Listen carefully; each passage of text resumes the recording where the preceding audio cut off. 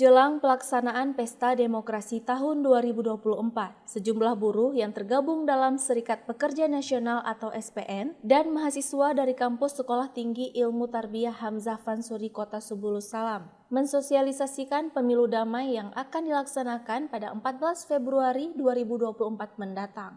Hal itu dilakukan untuk mewujudkan pemilu damai dan aman di Kota Subulus Salam. Sembari membentangkan spanduk yang bertuliskan deklarasi kampanye damai, mari wujudkan pemilu 2024 yang aman dan damai. Para mahasiswa dan buruh juga menghimbau dan mensosialisasikan pelaksanaan pemilu damai, khususnya bagi masyarakat di Kota Subulus Salam, agar tidak mudah terprovokasi dan melakukan penyebaran berita bohong. Menghimbau kepada masyarakat Kota Subulus Salam khususnya untuk melakukan pemilu damai 2024 dengan tanpa melakukan money politik dan stop ujaran kebencian, khususnya di Kota Subulus Salam. Di sini menghimbau seluruh elemen masyarakat untuk mewujudkan deklarasi pemilu damai, stop ujaran kebencian dan stop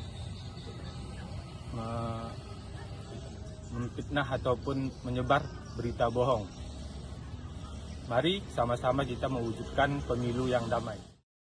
Ajakan serta himbauan dari elemen buruh dan mahasiswa di kota tersebut merupakan terobosan yang sangat bermanfaat dengan tujuan agar pelaksanaan pemilu 2024 dapat terselenggarakan dengan aman dan damai di Kota Subulus Salam.